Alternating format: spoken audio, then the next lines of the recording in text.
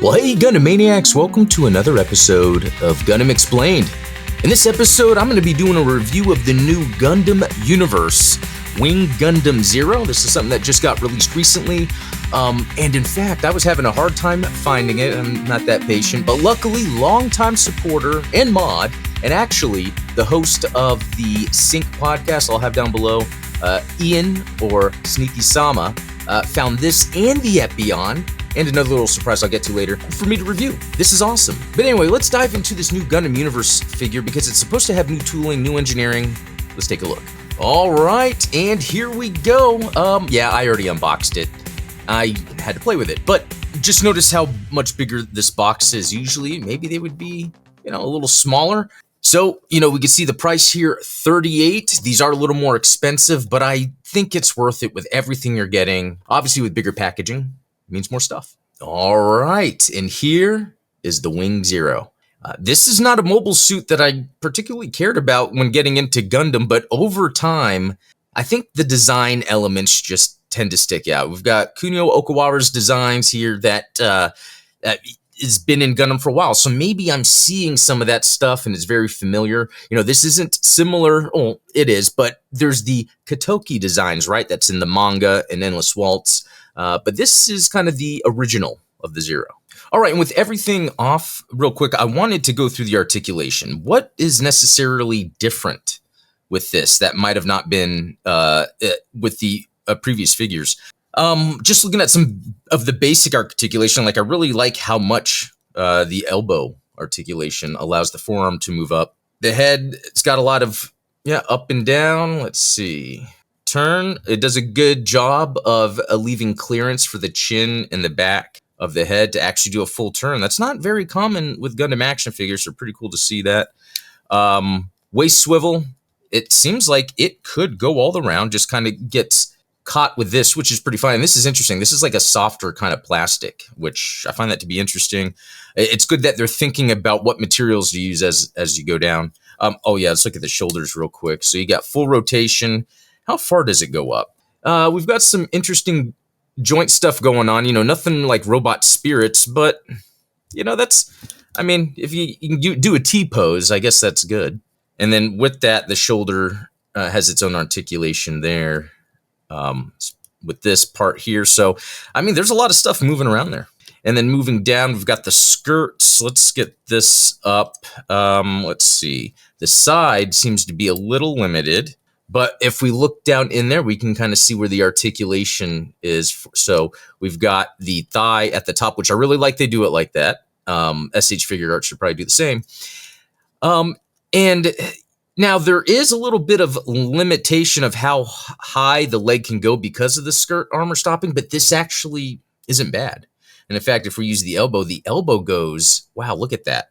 And it seems like, the way they even designed the part under here allows for this to kind of fit right into there. And so I got to say, that's pretty good. And if we were to move that back, look at where you can get the leg. With this amount of articulation, you would think this would transform, but alas, it does not. There's no Neo Bird mode or anything with this. It's just straight up the action figure, which I'm fine with. And I guess since we're talking about the transformations, here is actually the Metal Robot Spirits version. Which I love the way this looks. I think I like it more in this form. This looks like something out of a shmup, like Gradius, Thunder Force. I don't know. I just kind of like these Japanese spaceship designs. But unfortunately, what had happened is the top of the V-fin snapped when I dropped it, and I felt such disgrace. Could not show this. So I keep it in this perpetual bird mode, but I like it. And that's one of those things where then I can have a bird mode displayed. I can have the mobile suit mode displayed. I kind of like that. I'm like double dipping. All right, and to round out the articulation, let's see, with the very interesting that at the bottom of the feet here, it's that softer plastic. There's something neat about that. I don't know if that helps with weight with the figure or when you're articulating or to not hurt yourself on hard plastic. The Epion, that'll be next. That one's sharp. But I got to say, this is a solid action figure. It's right up there with, if I'm going to put this in the range of like Marvel Legends, Let's see, the G.I. Joe stuff. Like this sits up there with the more, what would you say? It's like, it's not premium, but it's more than like the kid's toy. In fact, I did another video on this before where I was the Bandai Godzilla action figures that you can get alongside these, like in Target. These are usually near each other. I totally like this. This isn't an SH Monster Arts. This is just the, $25 up to $30 action figure. This is Burning Godzilla here. But again, it has all the articulation you would need, again, without being the premium of an SH Figure Arts or Robot Spirits. It still is fun and has cool articulation. But, the big thing to talk about is we see that this is just a good figure as it is. But, with Gundam, there's a lot of stuff, accessories. What have they done with the Gundam Universe line to kind of level it up? Well, I'm kind of impressed. First, here is the gun. Does this come apart? It actually does. Cool. So that's great. You get his dual rifle that connects, which is really neat. You get the shield that you would expect to have, which is pretty cool. And it's got a ball joint plugged in there. It doesn't seem to do any movement or anything. And again, like I tried to look in the instructions anywhere. If it does transform, it doesn't. Actually, that would be a neat modification. If I find another one of these, I might try to do a modification to make it the bird mode. We also get the two beam sabers. And it's cool. They came in the package already with the beam blades on. And then the main thing to kind of really fully realize the Zero, as this fell off, is the backpack with the binders. And it's really interesting what they did here. And it might be a good thing too, considering the price, considering how, things can sometimes break easily. What this does that's very interesting is the binders for the back are like, there's these separate pieces that just plug in. So then you get, oh, that's pretty cool how that's there. But no, you get like this, and it's like, well, what else could you do with it? Well, looking underneath here, come on. Yeah, you can see there's like multiple areas to plug in stuff. So you can get different combinations of having the binders on the backpack. So for instance, you can plug them here or plug them here, and voila. And I got to say, lacking some paint detail, but that's okay. I think with the shiny gold they've got going on and some of the metallic parts, it really gives it a good look anyway. I think it kind of stays true to the cartoon or the anime, but I like just the way this works. It's kind of simple, doesn't have hinges. Maybe that helps so there's less breakage or something, but I gotta say, this is looking really cool.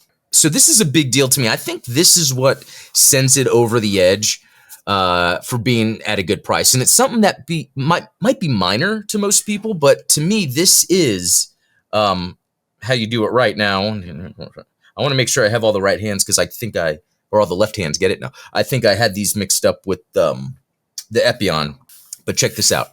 We've got a lot of hands here. So already we've got a closed fist and a beam saber holding hand. What's cool about that is there's the closed fist for the other hand. Actually, move this over here. And then we've got one of these is the Epion, so I'll move that. These two open hands, which is great. Just more options you could do with posing the wing Zero, so that's pretty cool. We've got the beam saber hand for the other side. We've got the trigger finger hands for both sides. Normally, these Gundam Universe figures would come with two closed hands and then a beam saber holding hand and a gun holding hand. And sometimes it didn't work based on the figure because it'd be like, well, they would actually hold this in this hand or that in that hand. So I think it's really cool that they added so many hands to this one. The other thing is the stand connector. I love that they have these. Actually, this is like, it's something that could be added, and it's just a little thing, but it could be in Marvel Legends or in the G.I. Joe Classifieds. I know they have on the bottom of the feet, they have holes where you can get a stand. Hasbro does sell some pretty okay stands. I have a couple of them. But just with how universal a lot of the Bandai stuff is, it's nice that you can have this removable part that goes right in here. And then this is a stand. I've shown it before that I got off Amazon. It's just really nice, simple. Okay, man, that looks a little better. Yeah, it's just another stand that you can use, but I just like how they have that set up. I'm going to put the other accessories on because I haven't really messed around with them too much. All right, this is pretty cool that I can pull off and probably modify with the two hands holding the gun. So it's actually pretty nice that a figure at this price point is actually able to have the two hands come in from the chest. I know a lot of times in like Robot Spirits figures, there'll be like extra chest articulation to allow the elbow, or I'm sorry, the shoulder to move in. And sometimes we'll see it like SH Figure Arts will be that cut, to allow it to move in. So it's nice that without that extra cut or anything, it's actually able to do this. All right, and then just dual wielding and spinning. I'm sure I did that in a game or something. I think it was that Call of Duty Mobile. It had an ability, but looks cool. All right, here we go. Beam saber in hand. We've got the shield plugged in with the open hand to kind of give it some dynamism. But I gotta say, I think they pulled this off for a $38 figure. I really like how this looks. And let's look at the manual, because I haven't bothered, because I thought this would be a simple figure. Let's see. Warning sharp. Thank you. All the hands that it comes with. Amazing. Beam saber. Let's see. On the back. Showing the different ways that you can utilize putting on the binders on the back backpack. So I'm glad it has all that articulation in the options. But this is really cool. All right, quick comparison time with another Gundam universe. This is actually the Death Scythe. This is a wing suit that, I don't normally get that stuff, but with Gundam Universe, I'm really enjoying collecting these, and they're not too expensive. I love the way this looks, actually. I don't think I did a review on this channel. It still has some of that cool metallic looking paint on it, where even though this is the new engineering right here, this would still fit in well. I don't know how far back the legs can go. Does it? Well, it seems to. I don't think it's really this thing back here. Yeah, so it just stops. So that's kind of some of the changes they made with the articulation with these new ones, where this doesn't even move back all the way. Although, other than that, I really do like this this abdomen here, and just the look in general. This is a pretty cool Gundam that I never talk about. Yeah, the articulation in general is not too bad, but you can definitely see the limitations in the legs. So I think that's nice that they went back and re-engineered how this works, so you can really get this crazy leg range. But do you even need it? Well, there we have it. That is the Wing Zero from the Gundam Universe line. Thanks again to Ian Sneaky-sama for getting this over to me. There's also the Epion. I'll be doing a review of that soon also. But I would definitely say these are worth it. I'm really liking, as someone that likes to collect action figures more than just Gunpla stuff or Gundam, I like this line of action figures that Bandai's working on, and I like that they've been improving the engineering of them, making the articulation a little better. The paint is always good on these. The paint is never in the situation you'll see sometimes a Marvel Legends or something like that. So I gotta say, super impressed, and this is super awesome. So anyway, let me know what you think. And shout out to all the supporters that make this possible. If that's something you're interested in, check the links in the description below.